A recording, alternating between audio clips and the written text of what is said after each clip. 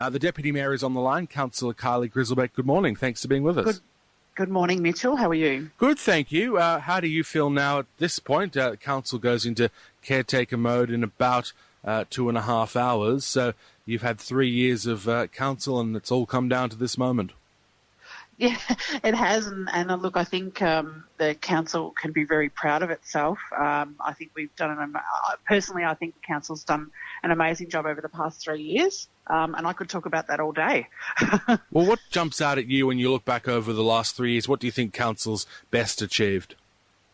Well, I think it's best achieved the unity and the transparency that we've delivered to the people of Geelong. I think after the unstableness of the past, the councillors have all come together and with the organisation and really made an effort to make sure that we are open and transparent to the people of Geelong. And I think that we've achieved some amazing things. Retaining Osborne House, for example, was a real highlight.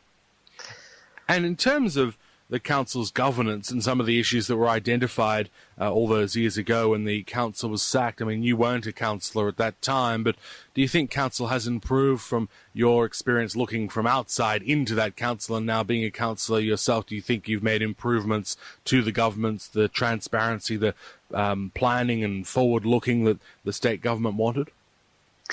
Look, I'm a bit biased, Mitchell, but I would say we have. I think that the level of governance and even just the most recent changes from the the new Local Government Act and around the changes around governance and transparency, it's a real opportunity now for Geelong to continue that confidence that the community now has in the city. But I think that there is, some credit due to the people, both the officers in terms of the organisation, but a credit to the councillor group.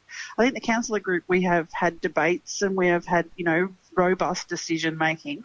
But I think at the end of the day, we've respected each other and we've made sure that that the community comes first.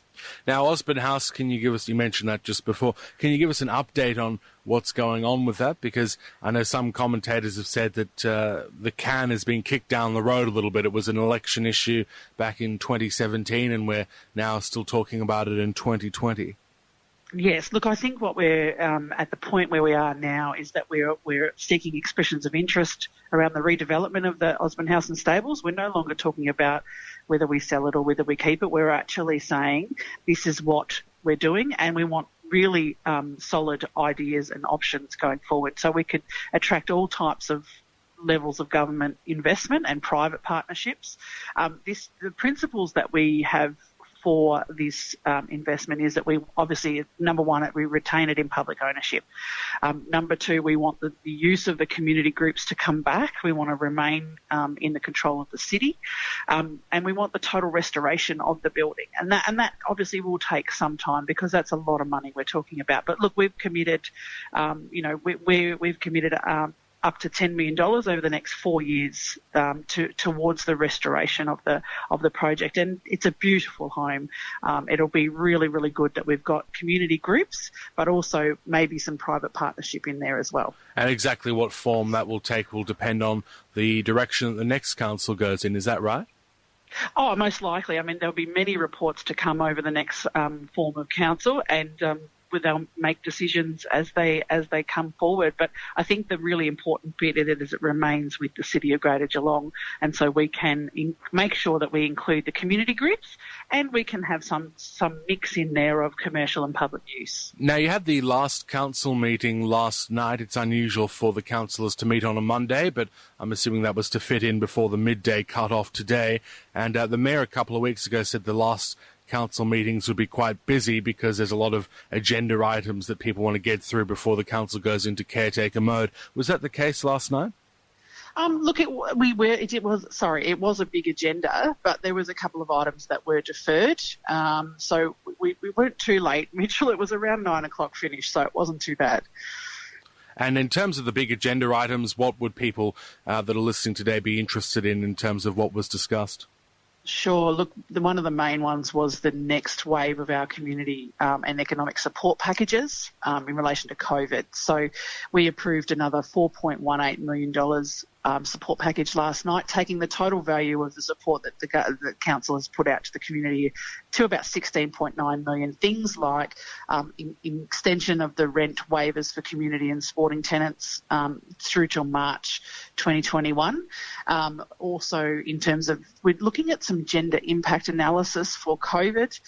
We're looking at improving the community digital access. This includes things like making sure that communities have access to iPads and internet to connect in, because we all know that that has been the saviour in this COVID piece. Things like business supports like food registration fee waivers for 2021. That's really important. Alfresco dining waivers, which is obviously becoming more and more increasingly popular given the COVID situation we find ourselves in. So that's a really important one. That was the support package, and that allows the organisation to go off and do all of that while we're in caretaker. There was a couple of other things. There was the CBD task force that we noted the feedback that was given there. The Sustainability Advisory Committee, we had the terms of reference, and that was really important. Look, the other one, a really important one, was the Northern Aquatic and Community Hub. Some would know it as the Northern Arc. Yes. That report was brought up last night in relation to allocating $800,000 to get this project shovel ready. We had some really good advice from our federal and state colleagues to say if this project was shovel ready, in fact, if it was ready to go, that there may be a possibility for some further funding from state or federal given the COVID recovery. So we've actually, the CEOs that will be credited here, we've really put this on the line now and said we want this to be shovel ready so that it has every opportunity for future funding, because it's really important out in the northern parts of Geelong, which I'm passionate about. Well, that's been criticised for some time, that it hasn't been funded by the federal government or the state government, and we've had a number of elections in that time. So clearly, if you have a shovel-ready project, the case is going to be a lot stronger for it to achieve funding the next time around. Yes, that's what we're hoping. And look, that's the advice that we've been given from both sides of politics, is that if it is shovel ready, then there is more opportunity for us to get that funding at some point. So we're making it shovel ready, and we're looking forward to hopefully getting some sort of support. And in terms of, you mentioned a lot about the hospitality sector. That's just one of many sectors doing it tough. But I spoke to a hospitality owner yesterday. They said if there was a third lockdown, they think that would be it for their business.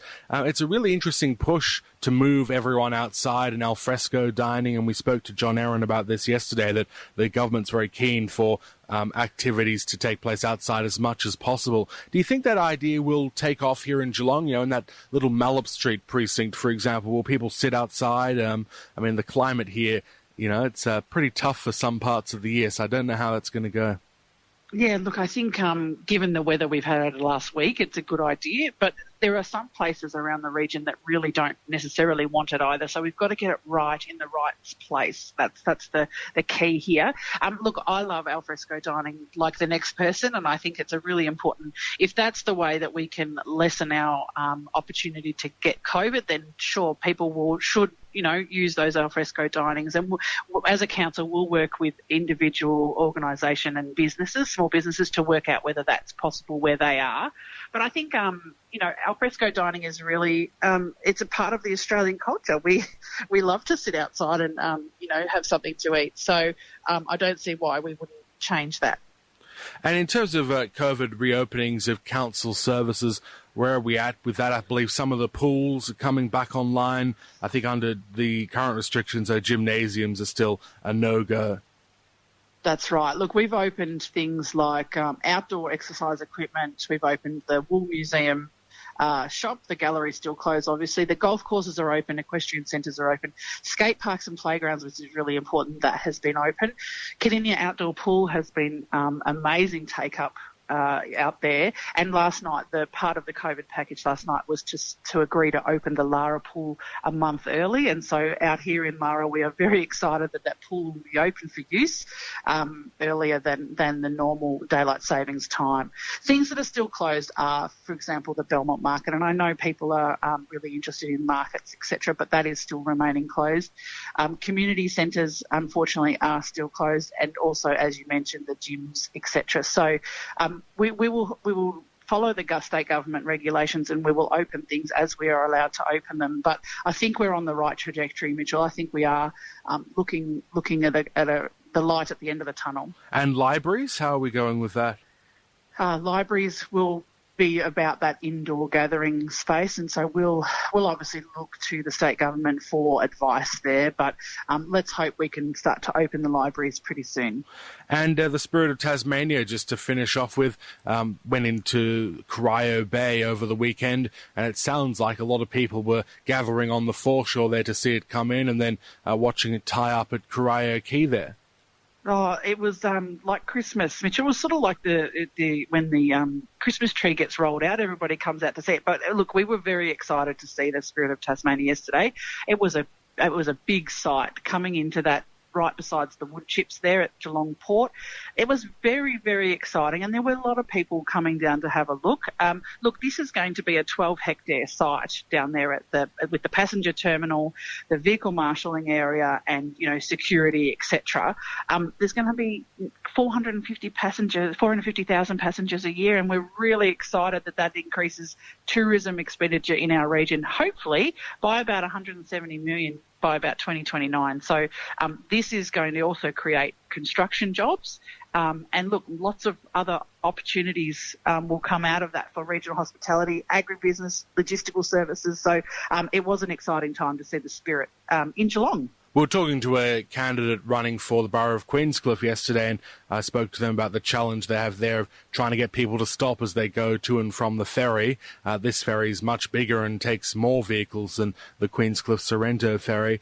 So that's going to be our challenge, I guess, is getting people to stop and have a look at Geelong before they either go up to Melbourne or do the tourist thing and go down the Great Ocean Road. That's right. We will work with the tourism body, but we will try and ask people to either turn left coming out of the port there that go towards Geelong down to all of our things that we've got to offer, or if they turn right, let's stop at the Yuyangs or Serendip or some of the things that we have in the northern parts, and we'll work closely with Brett Ince from our tourism sector to make sure that we can give all the information on that boat before they even get off about what's available in Geelong and the Bellarine. Well, thanks for being on the program. We'll hopefully catch up with you soon in your capacity as a Windermere candidate, but good luck with the elections. Thank you very much, Mitchell. Thank you. No worries. Kylie Grzybek.